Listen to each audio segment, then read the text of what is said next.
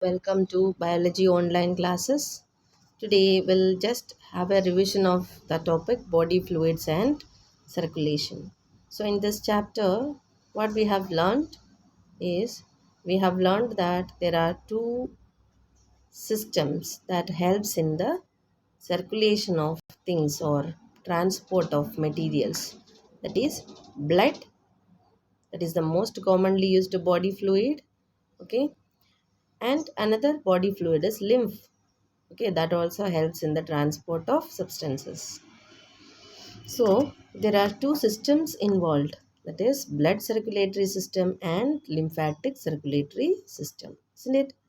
And when you consider blood, okay, what all we learned, blood is made up of a matrix, that is plasma and formed elements, okay. Blood plasma, when you consider, that is the blood's 55 percentage is what plasma, and plasma's 90 to 92 percentage is actually water, and then it contains what, proteins, okay. The various proteins are what, fibrinogen, globulins and albumins. Fibrinogens function is they help in the clotting of blood. Globulins, they involved in the defense mechanism of the body, and albumins, they help in maintaining the osmotic balance, okay. And also they contain what, plasma contains what, various minerals like calcium, magnesium, bicarbonate ions, isn't it? Sodium, etc. also will be there. Okay, so these are the what major components, and then what, clotting factors. Okay, they are also present in the plasma in the inactive form, and we have learned how it will become activated, isn't it? Plasma without the clotting factors is known as serum, okay. And other component are together known as what, formed elements, erythrocytes, leukocytes and platelets, okay. Around 45 percentage of the blood is formed elements only, okay. So let's see what are they. Erythrocytes or RBC, okay. And on an average, in a healthy person, healthy adult man, 5 millions to 5.5 millions of RBCs per cubic meter, millimeter is there in blood. Understood?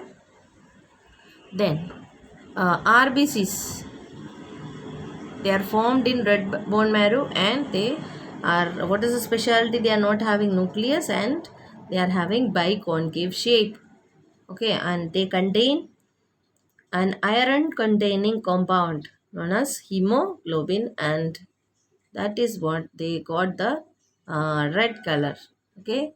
Then the the major function of RBC is to carry oxygen, okay.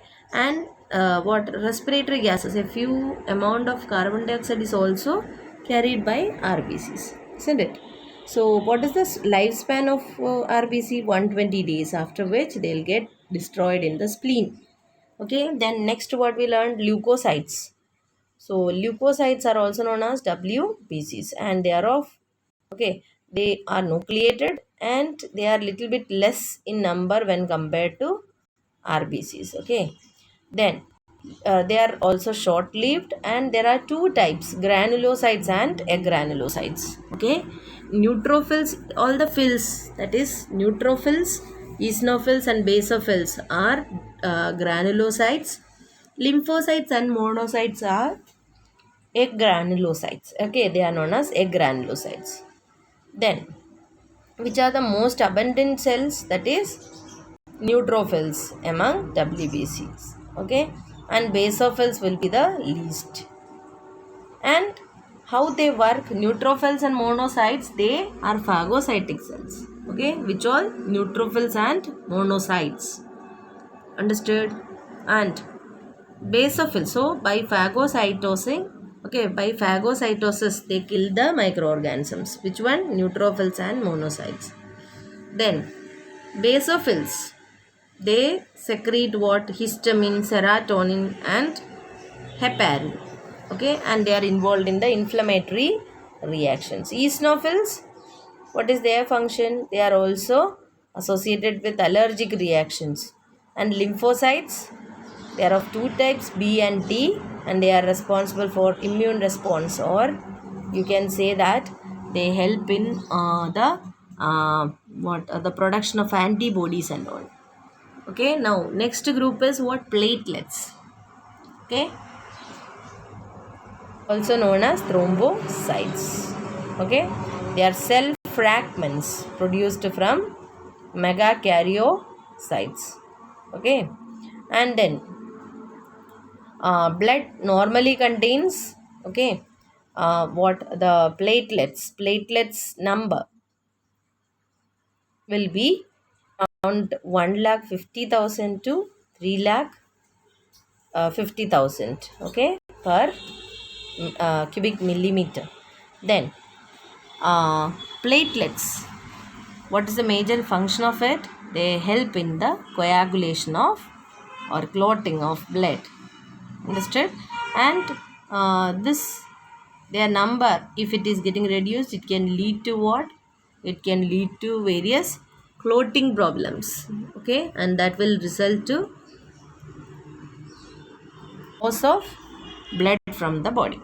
Now, blood groups we have learned, isn't it? So, there are two groupings, ABO blood grouping and RH blood grouping, isn't it?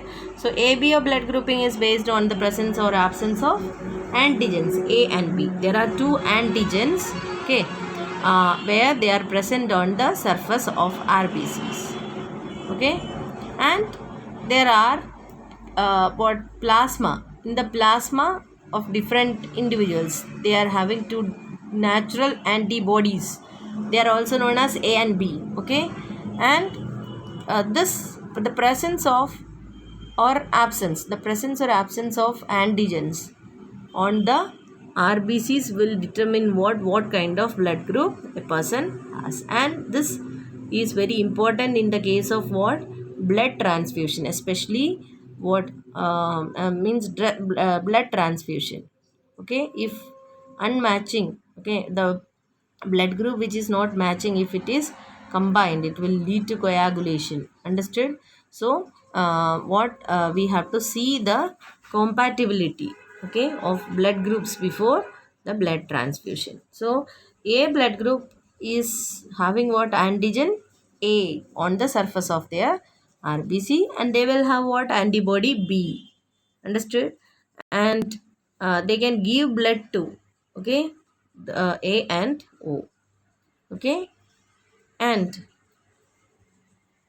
then sorry, they can receive blood from A and O. Okay, and B blood group is the antigen present in them is B, and the antibody is antibody A. Okay, so they can receive blood from B and O. AB blood group, they are having antigens A and B, and in their body plasma, okay, blood plasma, there will be no antigens.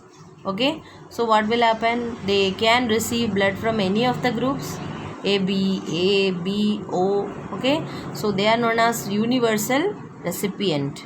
Okay, otherwise what will happen? If means, for example, if B blood group, if it is receiving blood from A, then what will happen? They will have antibody A in their body, isn't it? The recipient will have antibody A, and that will coagulate with what? Antigen A. Understood? So likewise it will be problem. So O is known as what? Universal donor. It can give blood to any other group, because why? No antigens are there. Okay, and then so what will happen? It can give blood to anyone. Okay, no antigens are there means no coagulation will be there with the antibodies present in the blood plasma. Understood? And AB blood group is known as universal recipient. Okay, because it can receive blood from all the other groups. Okay, AB blood group. RH is another antigen, okay, present in what? The surface of RBCs, and it was for the first time it was found in rhesus monkey, and that's what it is known as Rh, okay, blood group.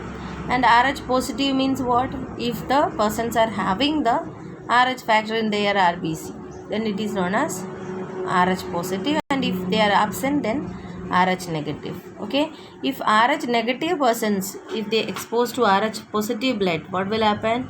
They consider the Rh factor as a, means in their body Rh factor will be considered as a foreign object and start producing antibodies. Okay, so this will lead to incompatibility. Understood?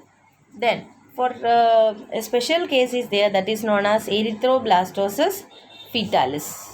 Okay, so here what happens is, the mother's blood, if it is negative and the father's blood is positive, okay, or the child's blood is positive, okay, so that means father's not, the mother's and the baby's, okay, the mother's blood is Rh negative and the baby's blood is Rh positive. During the first delivery there won't be any problem, the mother will deliver, and during the delivery, okay, there is chance of what?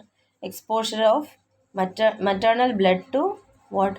The blood from the fetus. So that will if that happens, what will happen? Rh factor will be considered as a foreign object, and the mother's blood start producing antibodies. Okay, so during the first pregnancy it won't be that much problem, because before the body produces antibodies, the delivery might have taken place. Now what happens in the subsequent pregnancies? Okay, what happens? The antibodies from the mother, already it will be there in the body, and that can leak into the blood of the fetus and can cause what? Coagulation. Understood? So like this, what it will be lethal in case of what? Mother's blood if it is negative, and child's blood is positive. Understood? So this causes what? Problem. So that process is known as what? Erythroblastosis fetalis. Okay, and then we learned about the coagulation of blood. So next what we have learned is coagulation of blood, isn't it? So how coagulation of blood takes place? When the body means when any cut or wound happens, some factors will start this process of coagulation. Okay, so in the blood plasma there are certain proteins called fibrinogens. They will get converted to fibrins in the presence of thrombin, and thrombins are formed in turn from what? Prothrombin, by an enzyme called what? Thrombokinase. Understood? So likewise, a cascade of reaction, a series of reactions will takes place, and that results in the clotting. Understood? So like this, what the mineral that is helping in coagulation is calcium. Okay, so like this, calcium plays an important role in what? Coagulation of blood.